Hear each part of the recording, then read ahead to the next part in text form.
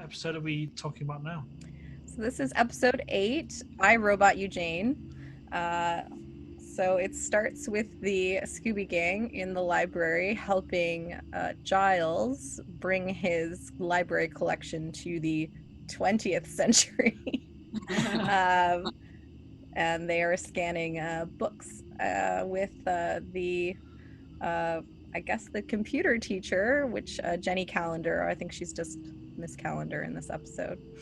Miss Calendar, that sounds like some sort of other performer or something, you know, it sounds ridiculous. And of course, something so simple at Sunnydale High can't go without problems. So unfortunately, something gets scanned that it shouldn't have. Yeah, it's so Smudge, what did you think of this episode?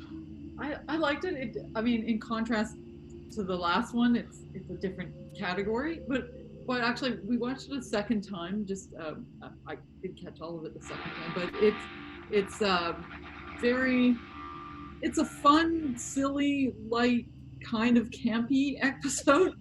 And I like the technology, like as Jessica was kind of hinting at, the technology thing is huge, and it's so funny how dated it's, you know, it's really, really the scanning technology. And I know Giles is particularly like a kind of a Luddite, but and the contrast between him and Miss Calendar, where she's Miss Progressive Technology and the opposite. Anyway, I liked it. It's not one of my favorites because we just came off a fantastic deep episode, which is my thing. But it's still fun. It's still fun. That's my short version of it.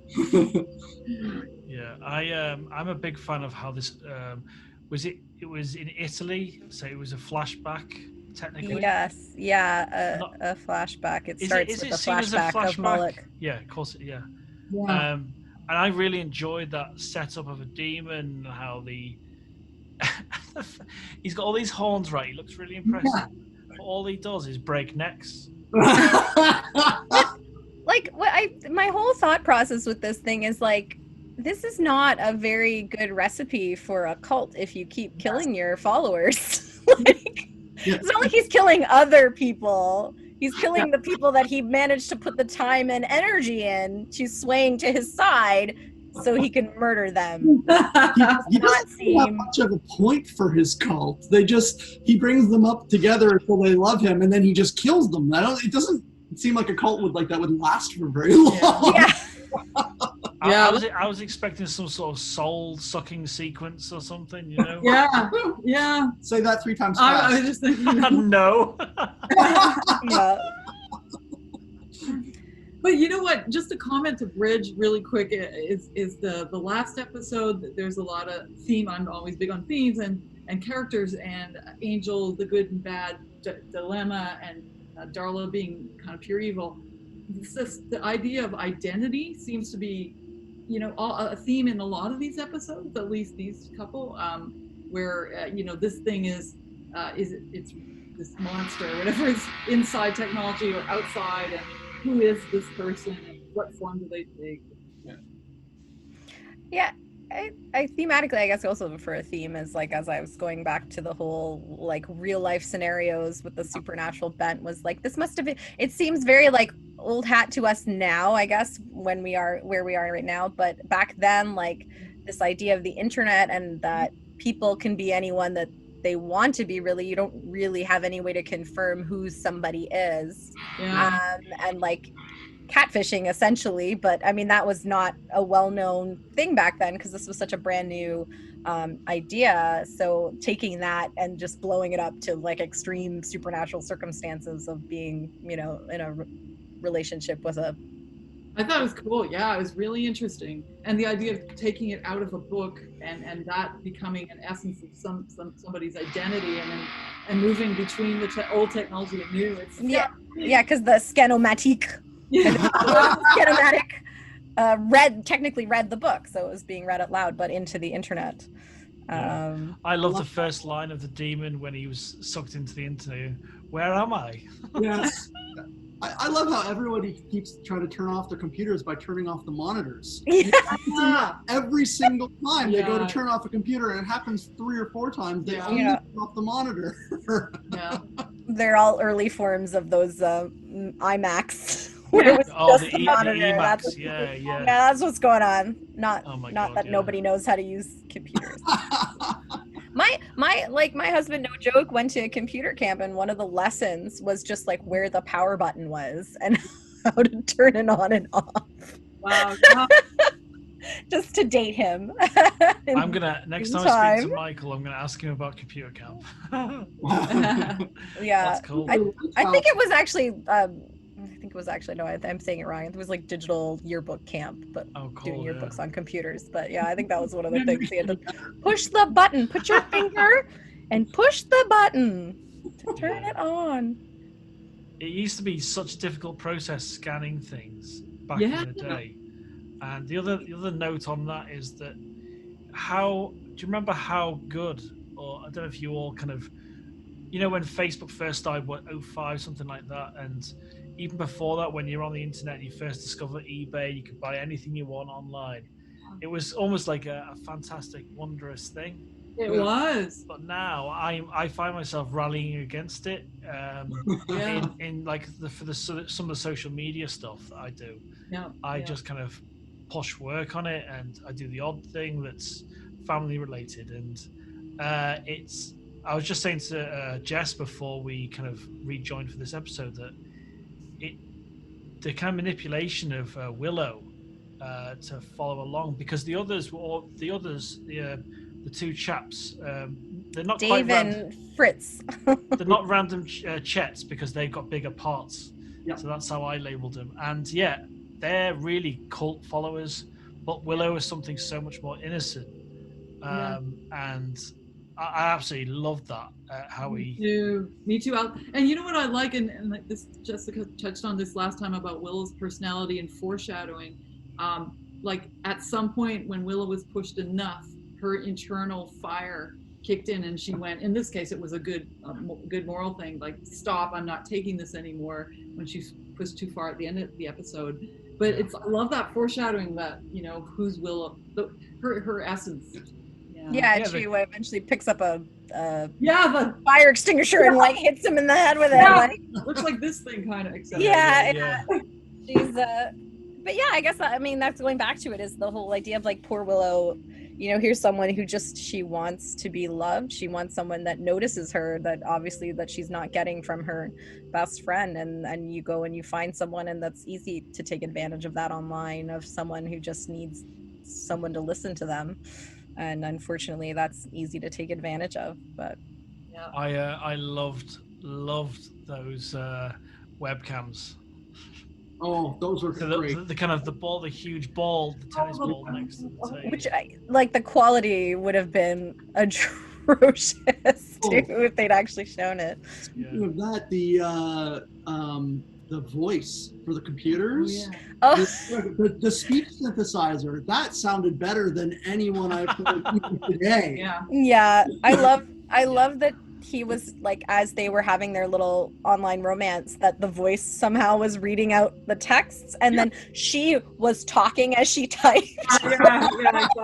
As if he could hear like everything she typed, she said out loud, because that's how you type in chats. Hello, how are you? That reminded me of like a Red Shoes episode with David Duchovny. It was like super kind of something really cheesy about saying those kind of lines, and with the internet connection then, those comebacks wouldn't have been that quick. No chance. That's right. Did they even have, what was the what, I'm trying to even remember what kind of messaging system there was. Was there AOL, I guess, at that point, or? Yeah, I think so. And I remember the first time, I don't know what computer it was, because I'm older than you guys, but my late husband was really techie, and the first time he typed in a sentence, and I think it was called SAM. It stood for something like speech something program, whatever, and we made it say, I like lasagna, and him saying I am Sam sounded like I am Sam, but lasagna just had us laughing for hours because we fuck up the word so badly. And this was the first real like public kind of widespread program anyway, so I think it was pretty bad. Yeah. But I guess that's like, they have to do something to make it cinematic, I guess, because otherwise we're typing. But then, I mean, I guess how much did we really know about computers back then? I mean, maybe they anticipated their audience was just not that tech savvy either. So, so maybe this was just something like, oh, you can do that with a computer? I had no idea. Well, because you go back to your first episode when you were talking, she tells Cordy that to press the deliver button. Right. Oh, I love that scene. Yeah, but so it just shows that I guess it really, people like Giles were not, this was all pretty new to them and not something that was intuitive for anybody but the Jenny Calendars and Fritz and Dave. Yeah. Except that it's so funny because with Calendar, she, you know, that she says she calls herself a techno-pagan. I was just going to say techno-pagan, yeah, techno-pagan. Oh, that was it. Computers are new, but there's a whole sect of witches that are already called techno-pagans. Yeah, online, all this online circles throughout the globe. Very well. Did you spot that young student on the stairs with his laptop? Yes. Oh yes, I wrote that down. The laptop, which was not plugged in, which would not happen. That thing would have had a battery life of about 5 seconds. Yeah. Who wrote the paper on Nazis being good? Yeah, Nazis being good. Wow, wait a minute. This isn't my paper. I didn't write this. This isn't about today's politics. Sorry, no, that's it. But anyway, yeah. What I loved about that is that, what I loved about that was it was showing that what was the demon called? Moloch. Yeah. Moloch was apparently manipulating. Yeah. Ah, okay. He was manipulating different people in different ways, and with Willow and the two lads, and even that lad on the laptop is all like really just fucking with people. And just a ghost in a machine, right? He's just messing around, haunting people, messing up what he can. They called them, the messages between them, was it E-letters? Yeah, right? I didn't write that. Yeah, it wasn't emails. It was E-letters. Yeah. Wow, that were cool. I was like, E-letter. Wow. Yeah. Oh! I've got to show you this. I've got a show and tell for this episode. Where is it? Cool. I got it. Do you have an E-letter? An E-letter. Ooh. This is a little bit ahead of the episode. This is a little bit later, but I'm going to show this now before I forget. It's an extra at the CRD building. He was the worst security guard I've ever seen on TV. Oh, it's so good. I love this guy. Like, he's next to the CRD and he's standing there like he's been his first day at school. Is that from when they go to check out following that kid home to where he's going? Yeah, Fritz is wearing that amazing velour jacket to disguise herself to follow Dave. Oh my! Her like sneak velour jacket with her shades and trying to look inconspicuous. Oh, right. It's absolutely hilarious, and I paused it and rewound it just to get a photo of that security guard. It was like the crispest uniform on a boy that's going to the school first day. That's really funny. The same thing. CRD must have a thing about the security guards, because I feel really bad for the security guard when Buffy and Xander break in, and she knocks out the old human right at the first part of that, and just without a word, just punches him out, and then shows it on the security cam footage. And I feel really bad for him. Yeah, we don't know if he was part of the cult or not. Yeah. I know that's a really good point, because normally when you see that in a movie or a TV show, whoever gets punched out, there's motivation for the good guy to punch them out.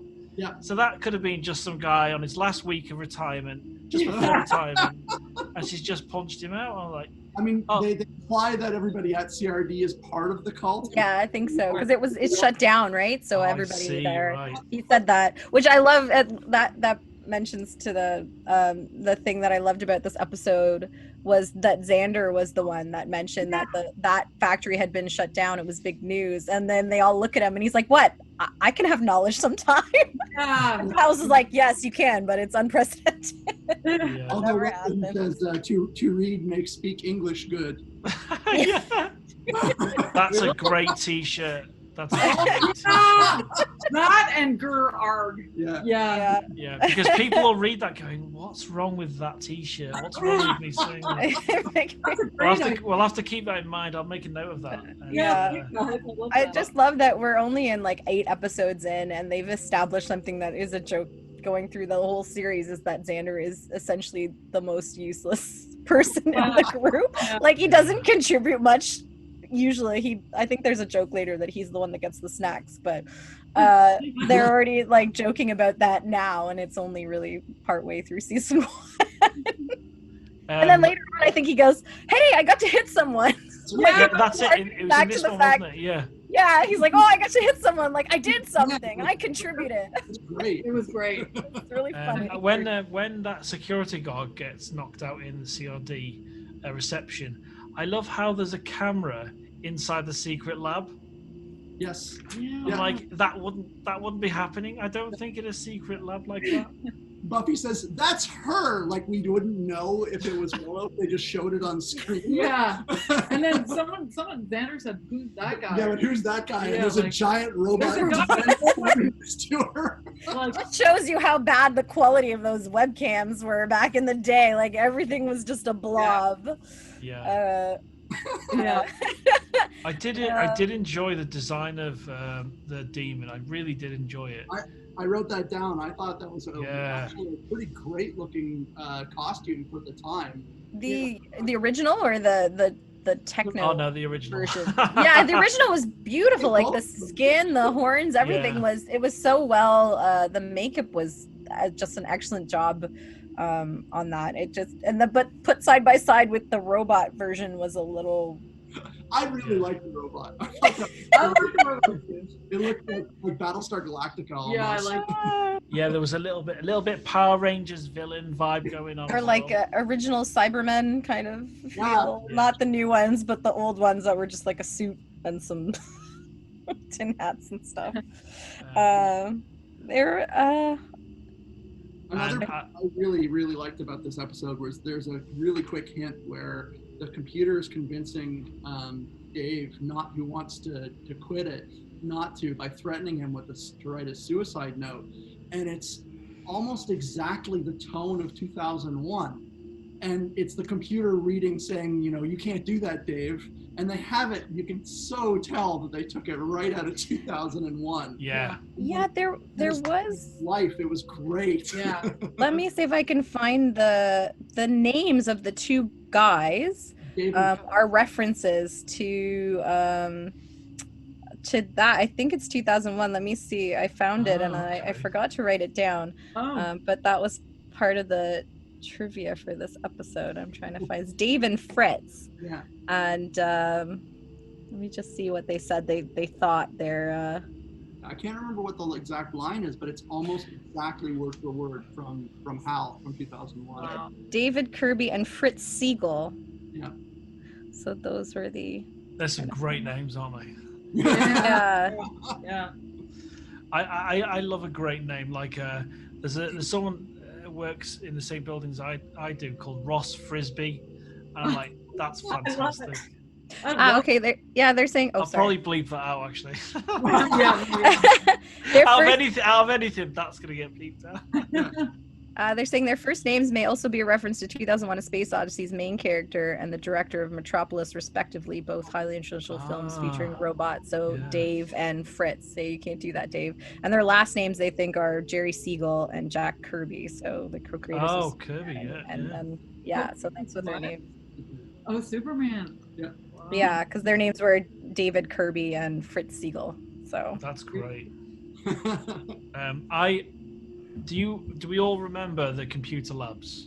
Yeah. Like that, and going to groups of friends, going to like computer club, or because for me, I used to go to a place called the Matrix, not the real. Really? Matrix.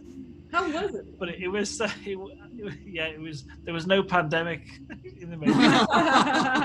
But yeah, it was such a buzz. It's like going to Blockbuster or going to a rental store. There's always a little buzz going on. You see two people, what they pick in. But at a computer club or a environment like that, there was always an exchange of games, or it was like a really nice environment because it was kind of the first time it was really happening. And so there was a lot of kind of good memories that popped out for me in my past when I saw them go into the lab. And I love how it was, it's like cutting edge. This is the thing you've got to be doing in this computer. Was like, if you're not jacked in, you're not alive. That I think. Great. Yeah. And he just, when he's repeating it to himself over and over again later, Jacked in. Jacked in. Yeah, I'm jacked in. Yeah. I love that guy, that young actor, the more evil of the two. I loved him.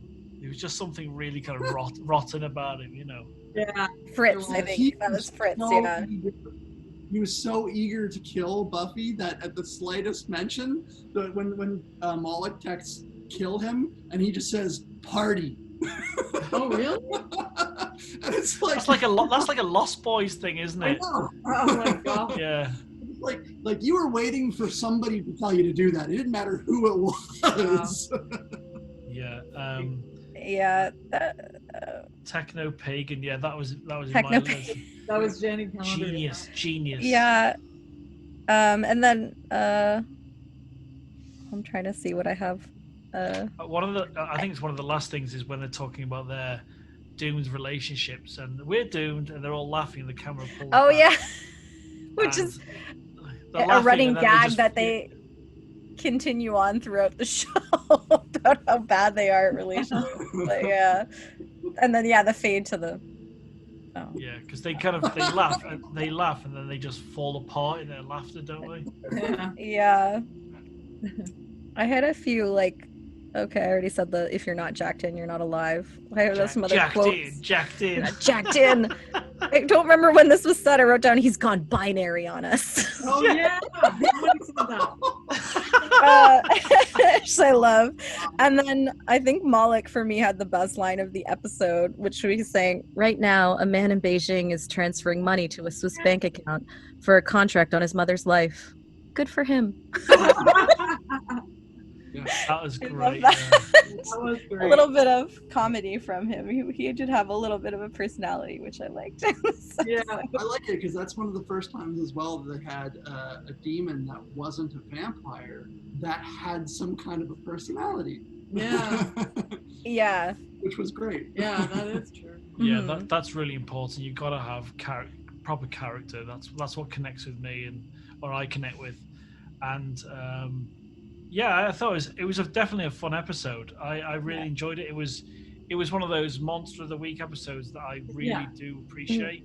Sometimes it can just feel like they're saving on budget for the next big episode. But this one must have cost quite a lot, I feel. Even if it looked a little cheesy, it must have. The costumes, the makeup, and that's all very complex stuff, even now, really getting that right. Yeah. And I thought it was a really good one. And why does a robot of a demon still need the horns? Yeah. Likes the aesthetic. Why not? I thought the same thing. Yeah. But this one is also the beginning. It's interesting, I guess, how our two episodes collide is that the episode before was kind of the more continuing on the story or establishing Buffy and Angel, but this one is kind of the beginning of Giles and Jenny Calendar, which becomes a big thing later on.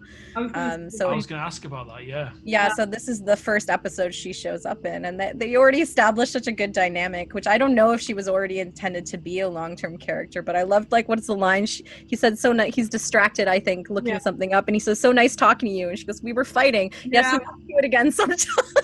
Brilliant lines. And he just wanders off.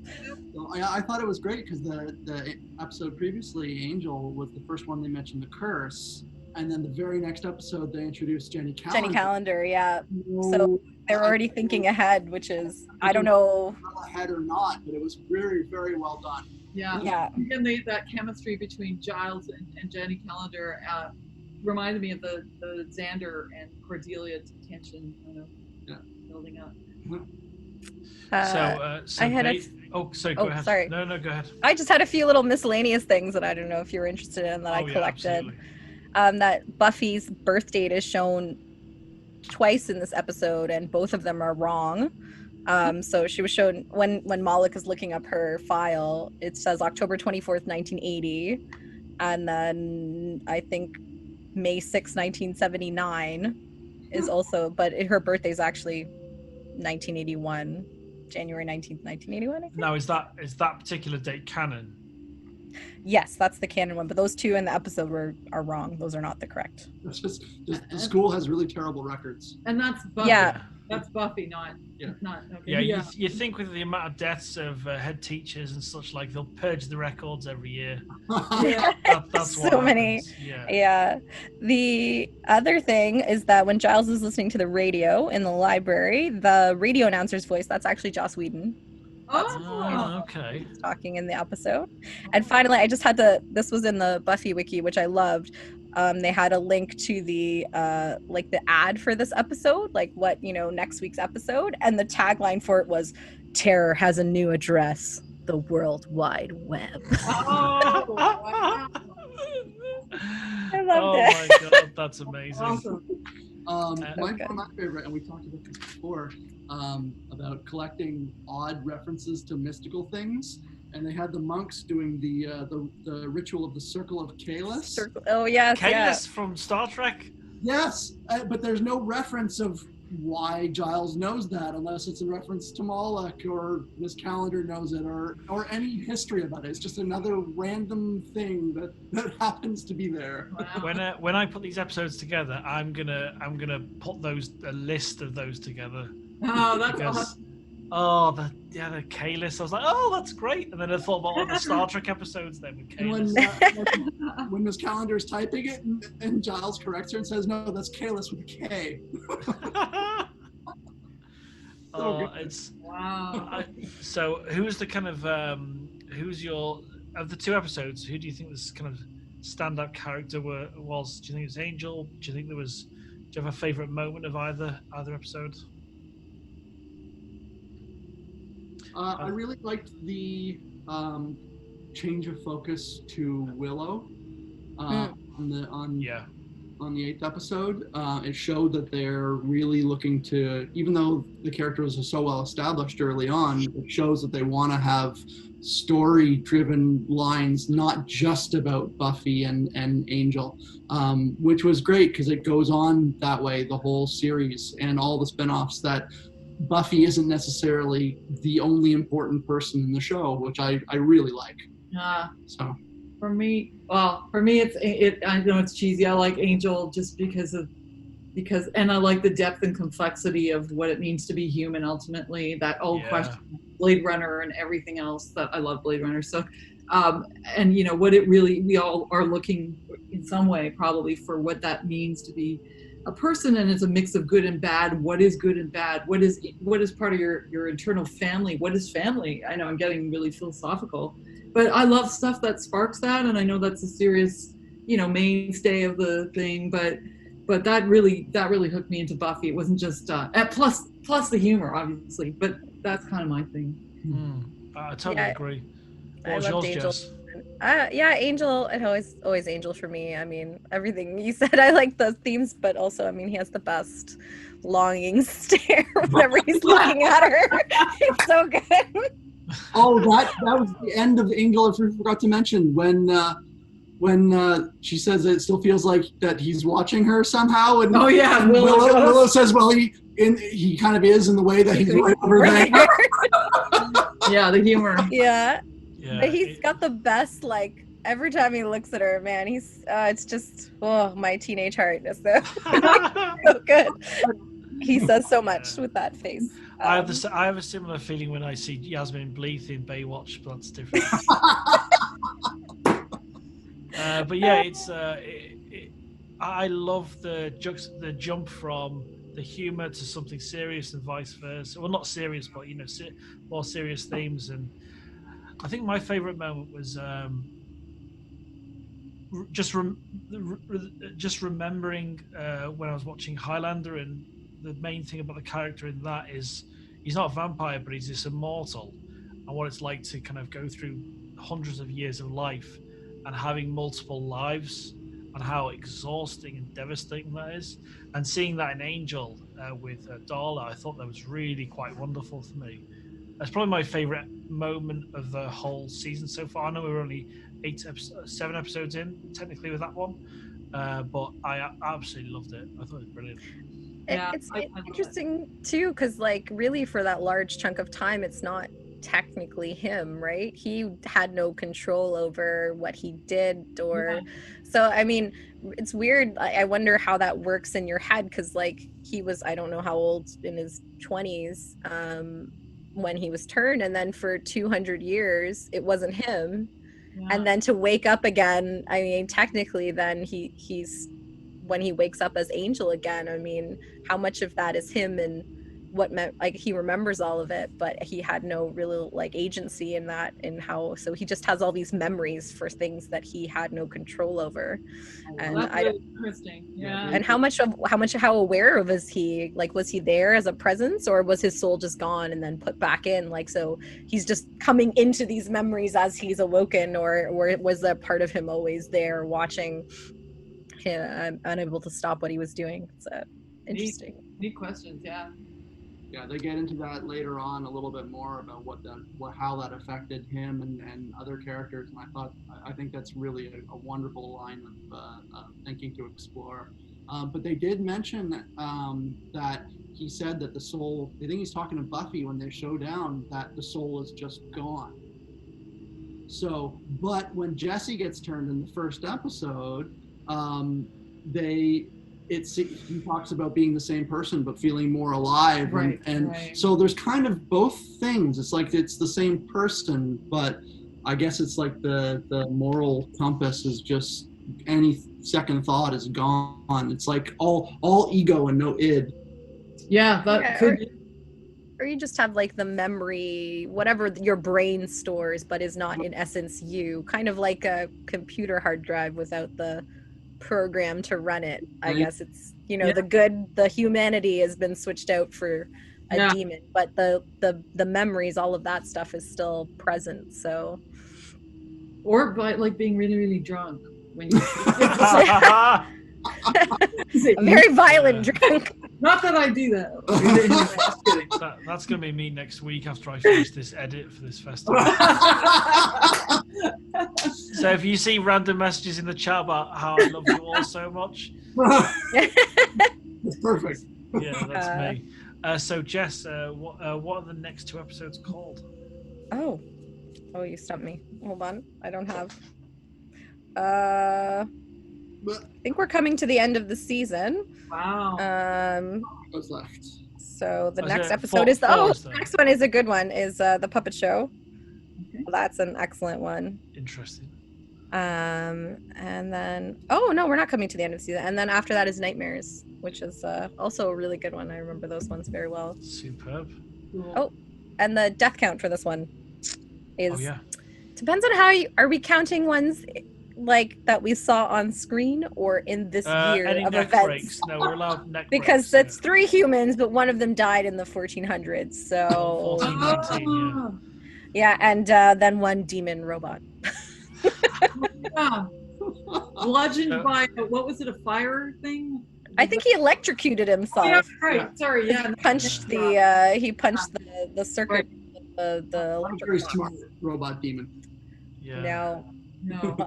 He lost his access to the web that would have told him not to punch electric boxes. So thanks guys. This has been great, and it's great to see you're better, Smudge. Oh, thank you so much. I really appreciate it. You guys have been super sweet, and I really can't tell you how much it means. I was so looking forward to doing it, and again, thank you for your patience. It really means a lot. And honestly, it's nice to. Too bad we can't all hug. I'm getting all over the clump. Yeah. I miss hugs. That'll be happening. We'll do some sort of episode all together. Yeah, that would be amazing. Yeah. Then we can have real steaks in person. Yeah. And steaks. So if we if we kind of work out, roughly every couple of weeks or something like that. Yeah. And what do you think works best, Jess? Do you think back to like each episode that's released should have talk about both episodes, or should we split it up? So release.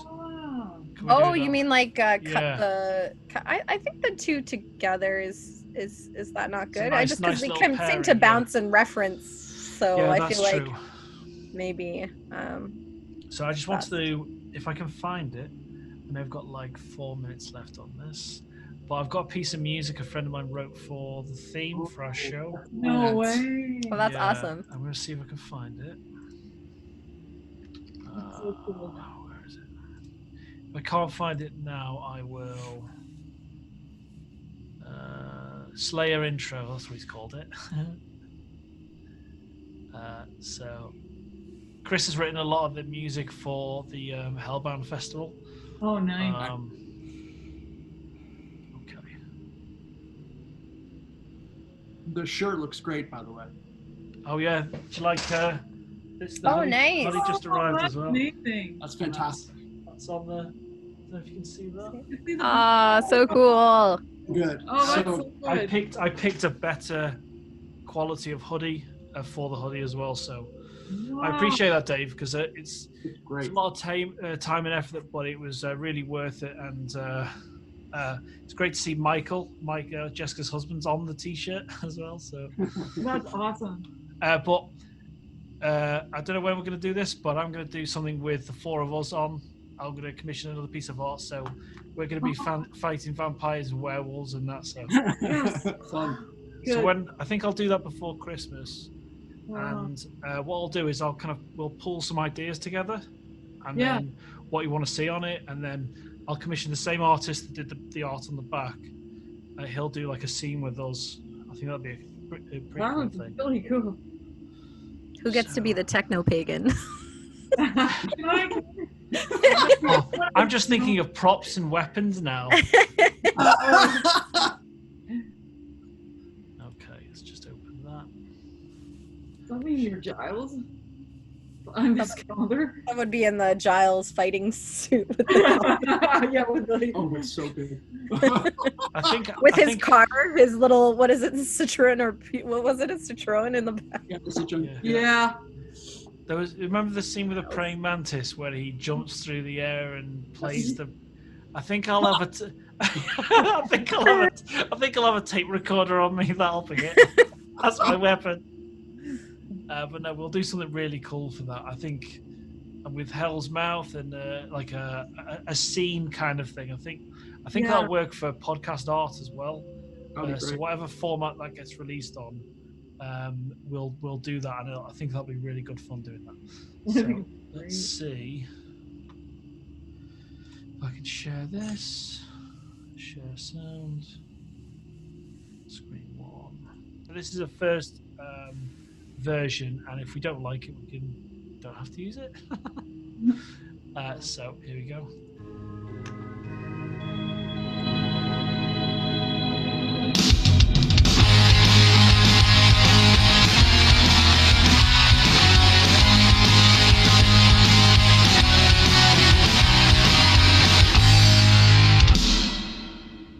I love it. That's amazing. Yeah, so Chris performed that. He wrote that, and that's so cool. When he got some inheritance about 6 months ago, he spent a lot of money on gear. Awesome. But he's super gifted, and it's kind of got that 90s energy vibe about it. So it really does. It's perfect. Please, that's awesome. I think it's amazing. He really got like the essence of the sound of Buffy. It was really good. So he's like my little worker in the shop. So Chris, I need this. I need this. Can you do it? So I'm really happy with that, and it's wonderful speaking to you all again, and we'll definitely do this soon. Yeah, absolutely. And looking forward to the next one. Yeah, me too.